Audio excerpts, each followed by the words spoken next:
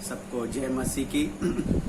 आज के इस दिन के लिए हम प्रभु का बहुत धन्यवाद देते हैं और आप सबको इस बाइबल अध्ययन में हम स्वागत करते हैं। आज का जो बाइबल अध्ययन का पाठ है वो हम पाते हैं रोमियो की पत्री उसका 3रा अध्याय उसके 21 पद से लेके 26 पद तक। बहुत ही अच्छा विषय है आज का। हम इससे पहले की विषय में जाएं, हम थोड़ी सी प्रार्थना कर लें। पिता परमेश्वर, हम आपका बहुत धन्यवाद देते हैं आपके अनुग्रह और दया के लिए। विशेषकर प्रभु जी, जब हम इस बाइबल अध्ययन में आते हैं, आप हम सब की सुधि लें, बुद्धि और ज्ञान दीजिएगा, पवित्र आत्मा की सामर्थ्य दीजिएगा कि हम आपके वचन को सही तरीके से समझें और प्रभु जिसका सही व्याख्या किया जाए, सुनने वाले भी उसको ठीक से समझें और उसको अपने जीवन में लागू कर सकें।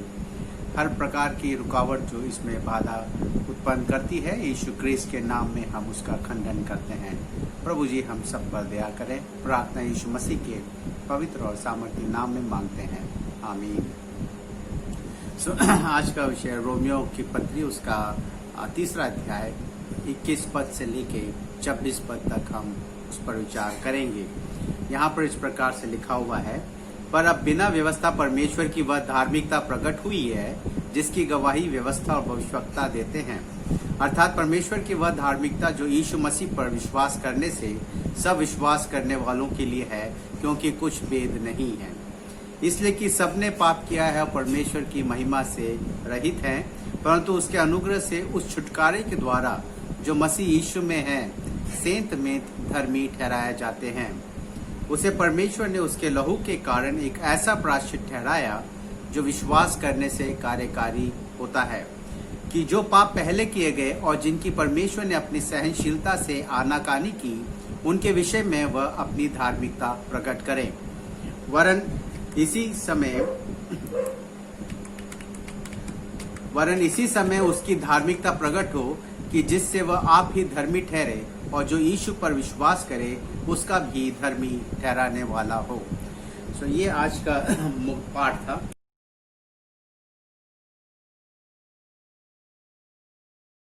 इसमें विशेषकर हम इसका जो मुख्य विचार है वह है परमेश्वर धर्मी है, इसलिए उससे अनंत काल का संबंध स्थापित करने के लिए परमेश्वर हमें मुफ्त में धर्मी ठहराते हैं। उसने हमें धर्मी ठहराने के लिए अपनी धार्मिकता यीशु मसीह में हम पर प्रकट किया है। परमेश्वर हमसे संबंध रखना चाहता है, लेकिन एक समस्या है, परमेश्वर धर्मी है और हम धर्मी नहीं हैं, क्योंकि लिखा है कोई भी धर्मी नहीं है, एक भी नहीं। रोमियो 3 उसके 10 पद में हम पाते हैं, जब हम धर्मी नहीं हैं तो हम उससे संबंध नहीं रख सकते हैं, और उससे संबंध नहीं रख पाएंगे तो फिर हम उसके दुश्मन हो जाते हैं।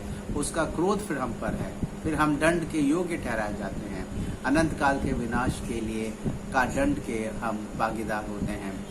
यहाँ पर हम आज देखेंगे कि परमेश्वर की धार्मिकता के बारे में, उसमें हम 3 मुख्य बातों पर हम चर्चा करेंगे। हमें परमेश्वर की धार्मिकता की क्यों आवश्यकता है, जो कि हम पद 21 और 23 पद में पाते हैं। दूसरा, हम परमेश्वर की धार्मिकता को कैसे पाते हैं या प्राप्त करते हैं, उसको हम पद 22 और पद 24 में देखेंगे। तीसरा, यीशु मसीह में परमेश्वर ने अपनी धार्मिकता कैसे प्रकट किया है, पद 25 और 26 में इसको हम देखेंगे। यहाँ पे इस विषय में तीन मुख्य भागों में हम इस बात पर चर्चा करेंगे कि परमेश्वर की धार्मिकता क्या है और उसकी क्यों आवश्यकता है और उसको हम कैसे पाते हैं और वह हम पर कैसे प्रकट किया गया है। सबसे पहले तो हम इस बात को देखेंगे कि हमें परमेश्वर की धार्मिकता की क्यों आवश्यकता है। इसमें जब हम वचन पढ़ते हैं तो पहले पद में वहाँ पे इस प्रकार लिखा हुआ है, पर अब बिना व्यवस्था परमेश्वर की वह धार्मिकता प्रकट हुई है। बिना व्यवस्था परमेश्वर की धार्मिकता अब प्रकट हुई है। पहले परमेश्वर की धार्मिकता हम पर प्रकट नहीं हो पा रही, या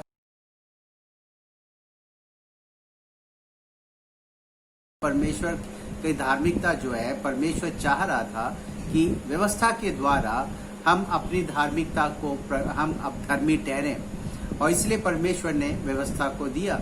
व्यवस्था अपने आप में खराब नहीं है। परमेश्वर ने व्यवस्था इसलिए दिया कि हम व्यवस्था का पालन करें, जो उसकी इच्छा है उसको हम पूरा करें। लेकिन व्यवस्था का पालन या उसका पूरा किसी ने नहीं किया, या कोई भी उसको पूरा नहीं कर पाया। कहीं ना कहीं हर एक जन चूक गए।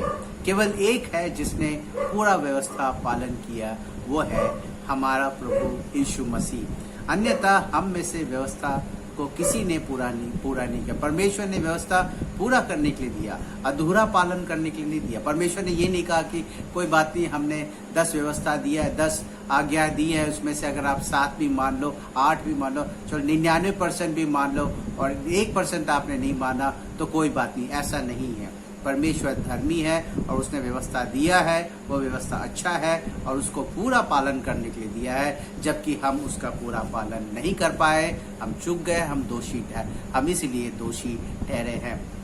और दूसरी बात, परमेश्वर का व्यवस्था जो है हम पालन नहीं करने के कारण हम जो है उसका जो शर्त है धर्मी होने का, वो पूरा नहीं कर पा रहे हैं। एक ही शर्त है परमेश्वर से संबंध रखने का, वो है धर्मी ठहरना। धर्मी का मतलब है कि सही काम करना, 100% काम करना, 100% सही काम करना। परमेश्वर धर्मी जब हम बोलते हैं तो इसका मतलब है कि परमेश्वर में कोई गलती नहीं है। अगर हम किसी व्यक्ति को धर्मी कहते हैं तो इसका मतलब उस व्यक्ति ने कोई गलत काम नहीं किया या गलत काम नहीं कर रहा है। लेकिन ऐसा कोई भी मनुष्य संसार में नहीं है। इसीलिए रोमियो 3 अध्याय उसके 10 पद में लिखा हुआ है, कोई धर्मी नहीं, एक भी नहीं। व्यवस्था के पालन करने के द्वारा कोई प्राणी उसके सामने धर्मी नहीं ठहरेगा, ये तो स्पष्ट है। लेकिन शर्त तो यही है, परमेश्वर से संबंध रखने के लिए हमें धर्मी ठहरना है, हमें धर्मी होना है।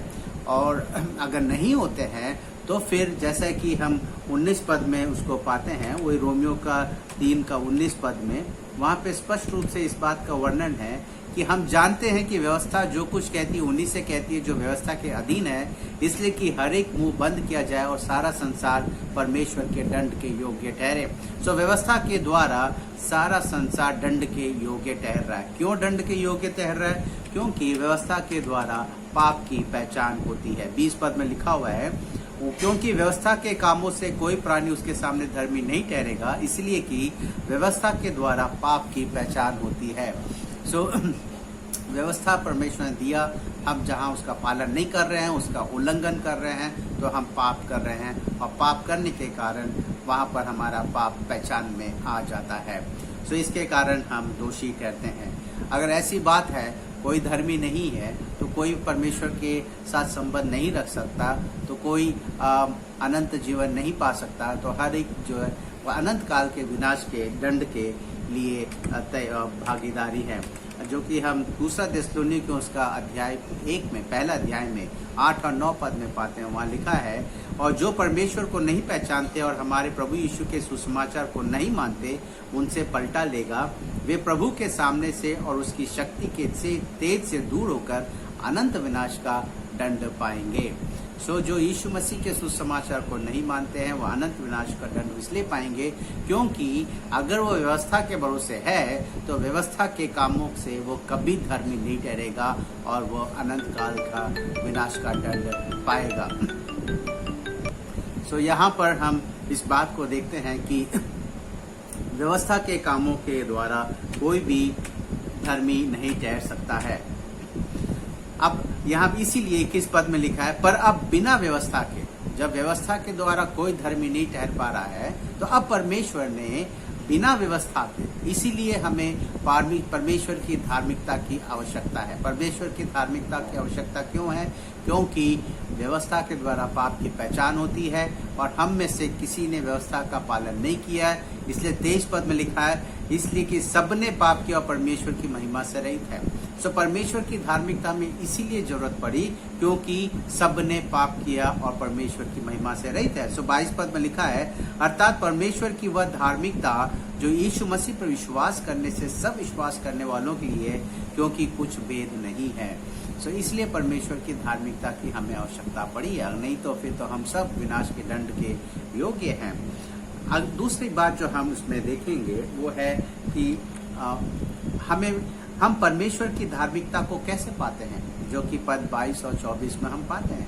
तो परमेश्वर की धार्मिकता, तो उसमें जो वचन पढ़ेंगे 22 पद में, जो परमेश्वर की धार्मिकता हम पर जो यीशु मसीह पर विश्वास करने से, यानी विश्वास करने से, विश्वास के द्वारा हम परमेश्वर की धार्मिकता को पाते हैं। अब अगर हम सोचेंगे नहीं हमें कुछ करना है धार्मिकता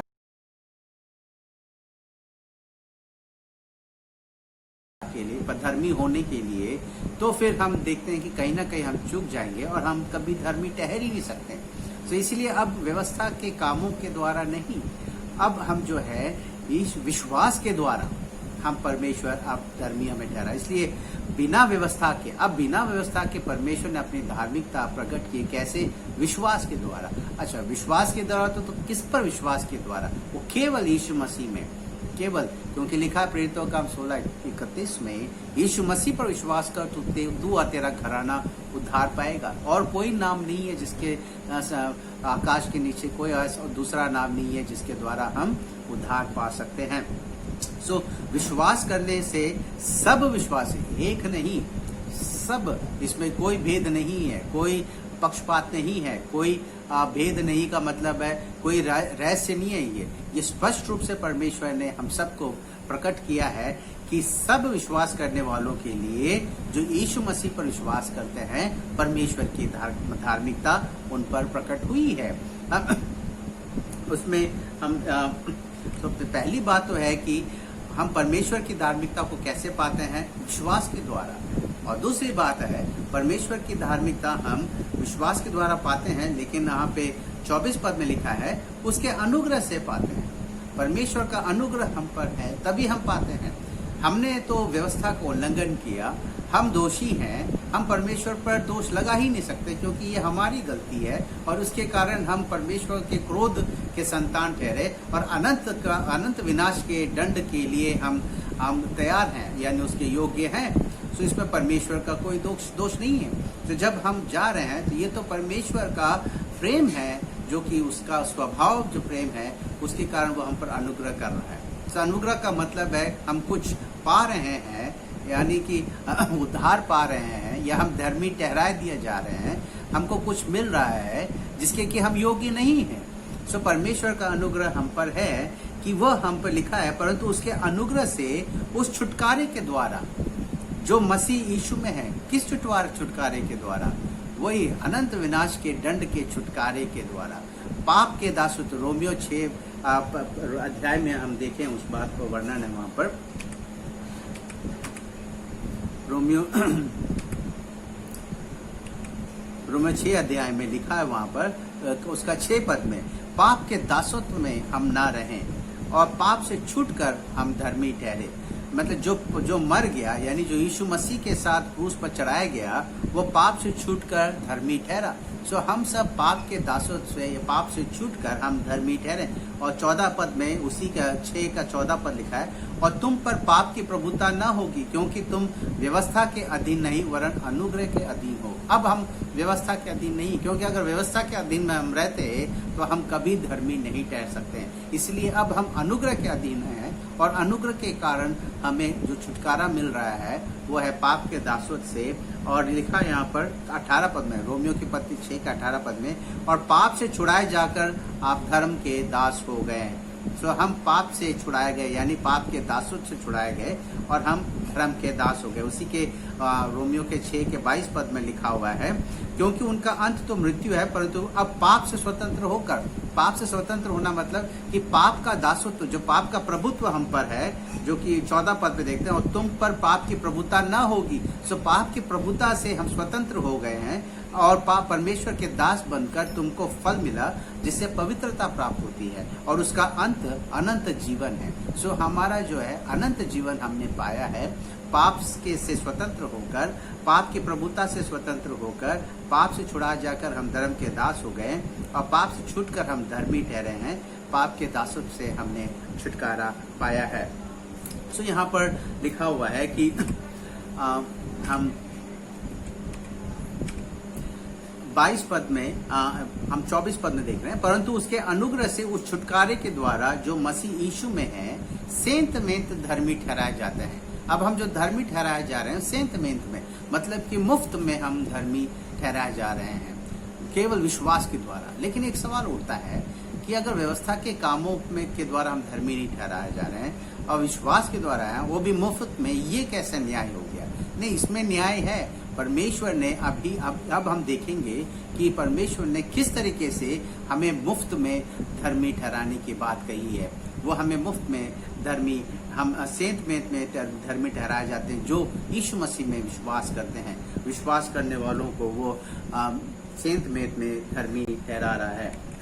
हम यहाँ पर क्योंकि वो केवल यीशु मसीह में, यीशु मसीह के अलावा हम कभी सेंत मेंत में धर्मी नहीं ठहराए जा सकते हैं। वो केवल यीशु मसीह के द्वारा ही है। अच्छा, ये जो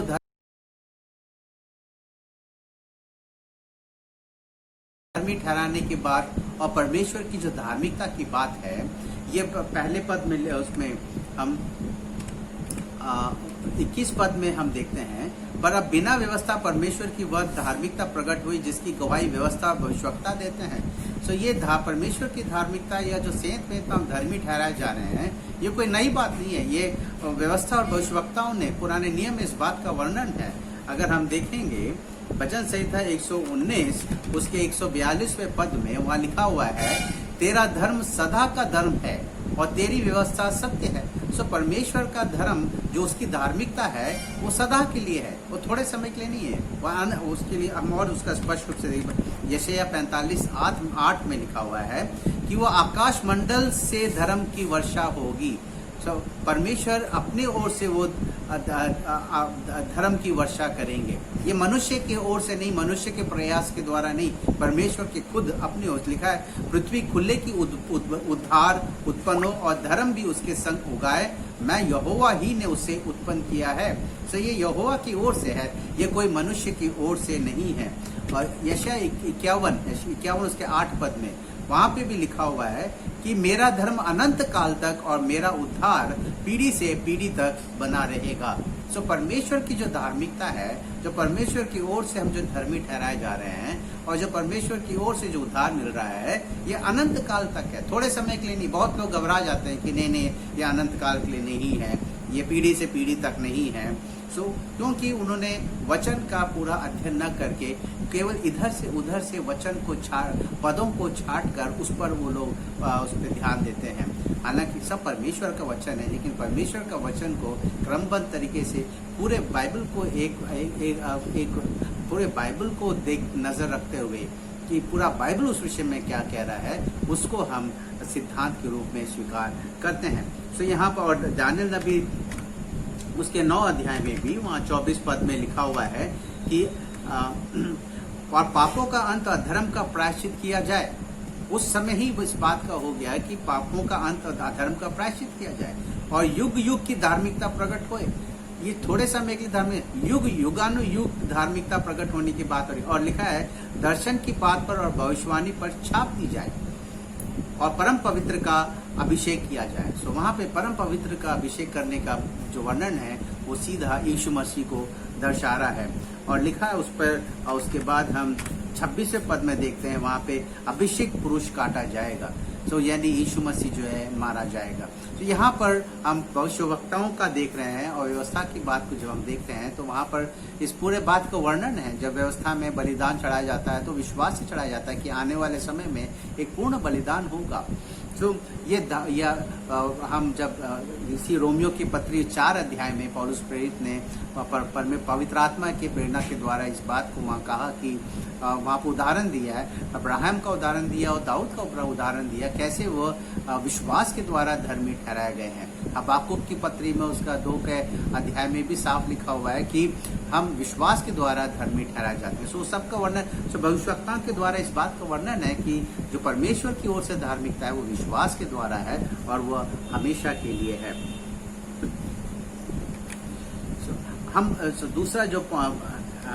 दूसरा जो हमने देखा कि हम परमेश्वर की धार्मिकता को कैसे पाते हैं, विश्वास के द्वारा, वो भी वो सेंत में हम कहते हैं देता है, और वो भी यीशु मसीह में हम सेंत में धर्मी ठहराए जाते हैं। जो तीसरा जो हमारा मुख्य बिंदु जो आज का है वो है यीशु मसीह में परमेश्वर ने अपनी धार्मिकता कैसे प्रकट किया।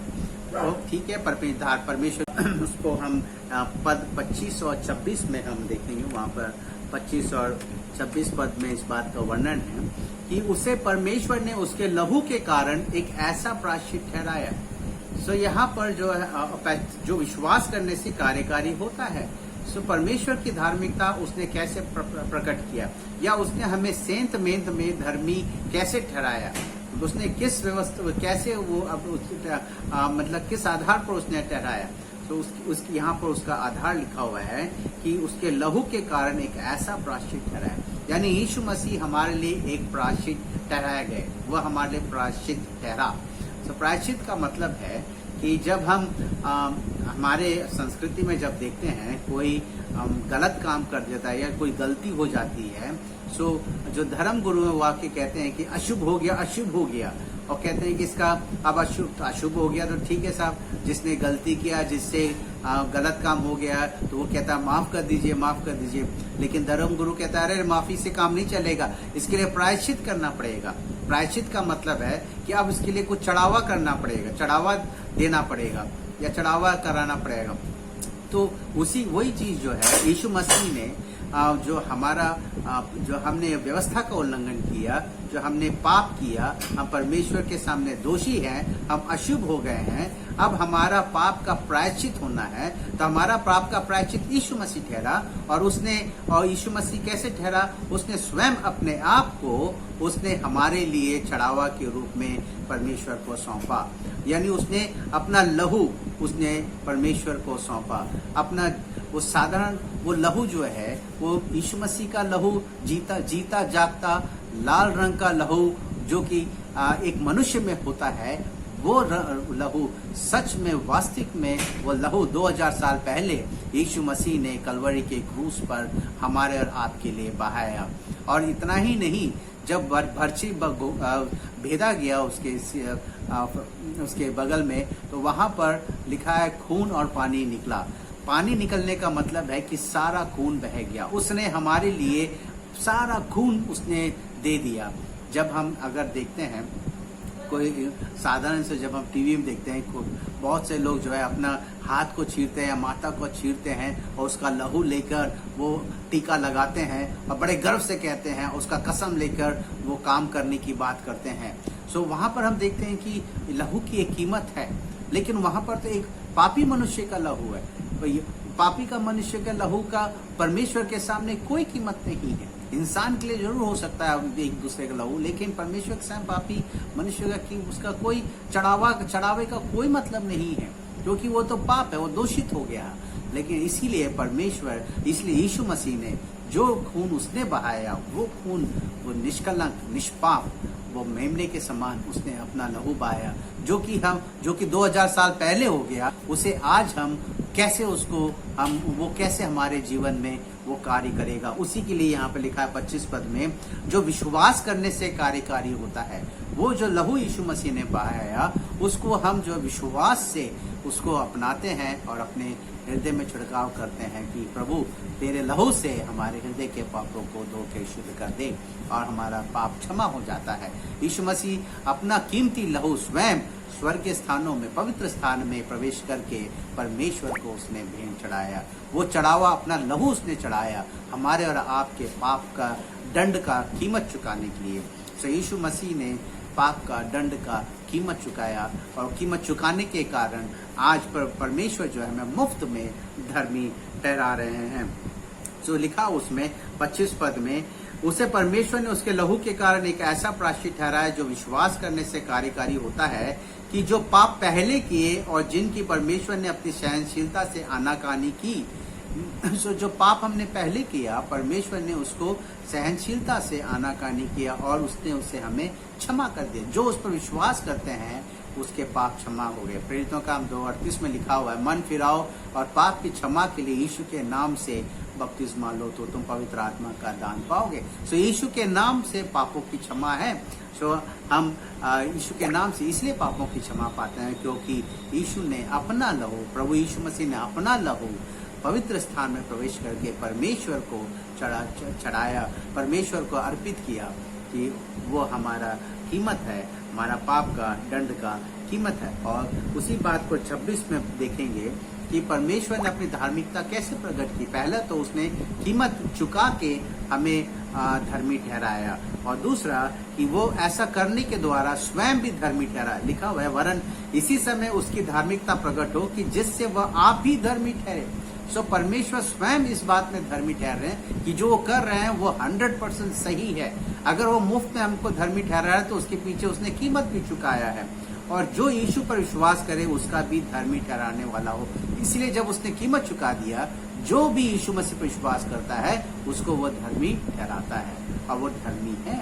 सो हम हमने पाप किया, हम दोषी हैं, और लेकिन परमेश्वर उसके बाद भी हमारे पापों को क्षमा कर रहे हैं केवल यीशु मसीह में। और हमको वो न केवल पापी का जो दाग उठा के वो सीधा हमको कह रहे हैं कि अब तुम धर्मी हो। धर्मी अपने व्यवस्था के कामों के कारण नहीं, व्यवस्था का पालन करने के द्वारा तुम धर्मी नहीं, मेरा पुत्र यीशु मसीह ने तुम्हारे पाप का दंड का कीमत चुकाया, इसीलिए मैं तुम्हें धर्मी ठहरा रहा हूँ। सो आज हमने देखा कि किस तरीके से रोमियो 3 उसके 21 से 26 पद में हम इस बात को देखते हैं कि परमेश्वर जो है धर्मी है, इसीलिए उससे अनंत काल का संबंध स्थापित करने के लिए परमेश्वर हमें मुफ्त में धर्मी ठहराया है, और वो हमें धर्मी ठहराते हैं। उसने हमें धर्मी ठहराने के लिए अपनी धार्मिकता यीशु मसीह में हम पर प्रकट किया है। और उसकी धार्मिकता के बारे में हमने 3 बातों को देखा कि परमेश्वर की धार्मिकता हमें आवश्यक है, क्योंकि हम अपने आप से व्यवस्था के द्वारा हम कभी धर्मी नहीं ठहर सकते हैं। और दूसरी बात हमने ये देखा कि परमेश्वर की धार्मिकता हम विश्वास के द्वारा पाते हैं, वो भी यीशु मसीह में, वो भी मुफ्त में पाते हैं। और तीसरी बात हमने देखा कि परमेश्वर ने अपनी धार्मिकता प्रकट की कि उसने मुफ्त में धर्मी ठहराया, लेकिन उसका कीमत चुकाया यीशु मसीह में, कीमत चुकाकर और खुद भी वो धर्मी ठहरा, और हमें भी जो यीशु मसीह पर विश्वास करते हैं वो धर्मी ठहराता है। आज के इस बाइबल अध्ययन के लिए प्रभु का धन्यवाद हो। आइए हम छोटी सी प्रार्थना करें। पिता परमेश्वर, हम आपका धन्यवाद देते हैं आज के इस वचन के लिए। हम सब पर दया करें कि हम वचन के महत्व को समझ सकें और वचन का अध्ययन कर सकें, क्योंकि परमेश्वर के बारे में जानना है तो परमेश्वर के वचन का अध्ययन करने की आवश्यकता है।